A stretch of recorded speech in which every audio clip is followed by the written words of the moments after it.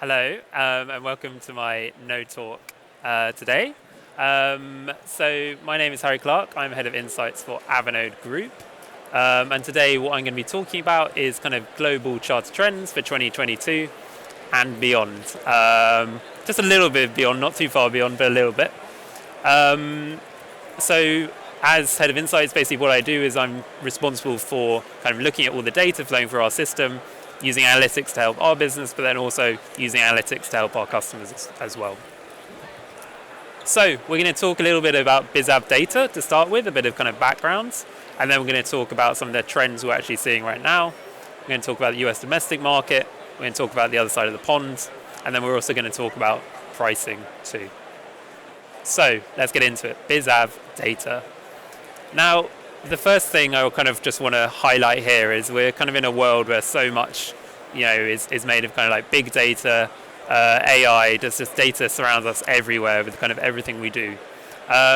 When we look into Bizav, and when we're looking into kind of demand and actual number of movements and things really actually start to slow down a bit. There's actually not that much data going on. There's only so many flights happening in business aviation.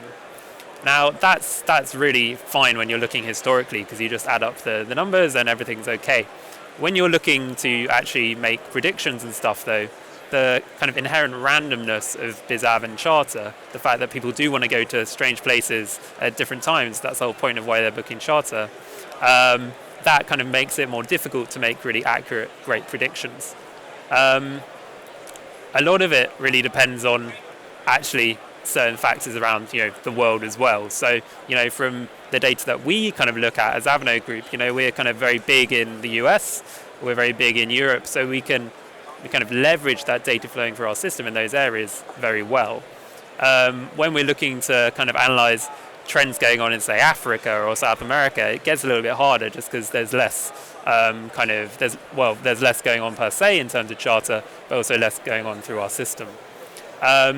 The other thing to say is when you look at it on a kind of aggregated level for kind of whole countries, it's obviously really excellent. And you can continue to kind of get really excellent data when you're looking at kind of certain segments of countries as well. Like if you're looking at, Florida, fantastic. When you start to break it down by kind of certainly aircraft categories, you have to be a little bit careful just depending on where you're looking at about whether that's really accurate or not. So, based on that, how do we actually make our predictions using Avanode data? So this is what we do.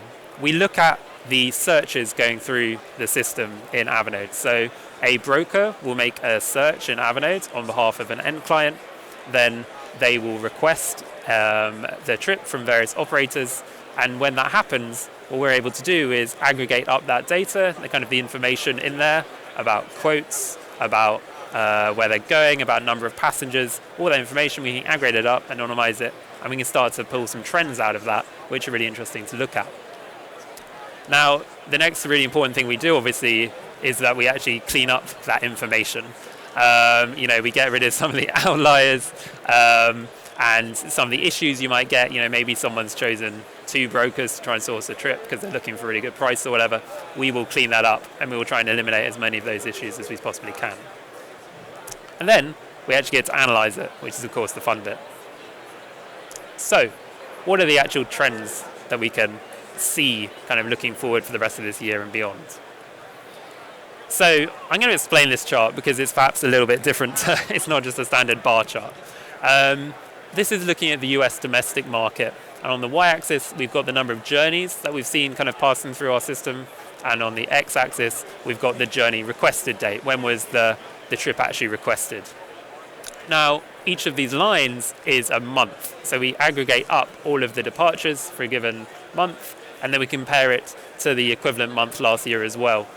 And what this lets you do is really look at, okay, how is demand building for a given month? And you can see this historically in the past, obviously, for a month like June, you can see it kind of ahead of what it was last year, but then you can start to look at it, that difference for the future as well. One thing that is kind of interesting to pull out of here, just to look at in general, is you can see how little data there is a long way in advance. If people want to look at what's going to happen next summer, it's so hard just because there's so little demand kind of already flowing through the system. But that kind of more 2 to 3 month window, we can start actually pulling out some really great insights. That difference between the this year line and the last year line for each month, if we spin that round and look at it as a year-over-year percentage and we highlight that on the y-axis instead, then we can start to see the data more clearly about what that's saying. So as I say, on the y-axis here, we've got that year-over-year difference percentage, and then we've got the days before the end of the month along the x-axis, and that's actually similar. That's a timeline, essentially. What you've got here is those months still, so you can see how September closed about 19% down according to our data year-over-year, and then you can see October. October is obviously only halfway through at the moment, so we're still waiting for that to finish.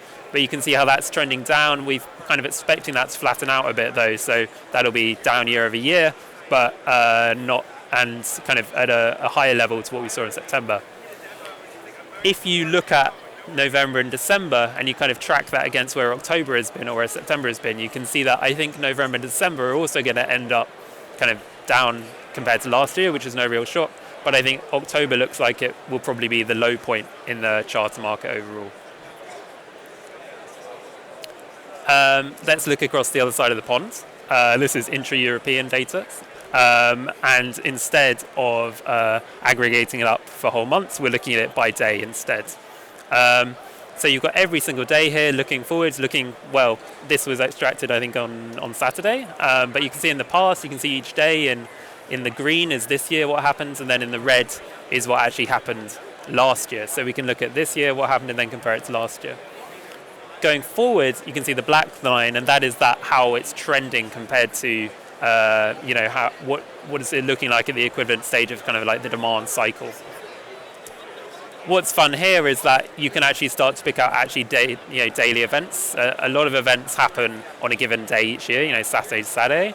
What you can see here is actually the shift of Christmas already happening. Christmas is a very different one because it depends on the actual holiday day rather than just the weekend day or whatever. And you can see it's already popping up there in the future. We can start to see what days are going to be the busy days for demand in Europe over the Christmas period. And you can see it happening there on Boxing Day and the 2nd of January. And that's basically Brits going skiing in the Alps is what that is at the moment so far. Okay, last bit, we're going to talk a bit about pricing as well. So as I said, when we see the quotes going back through, we can aggregate up that pricing information and kind of calculate a quote price for per route or whatever, but also an hourly rate. And this is just very top level general data for US domestics and for intra-Europe as well.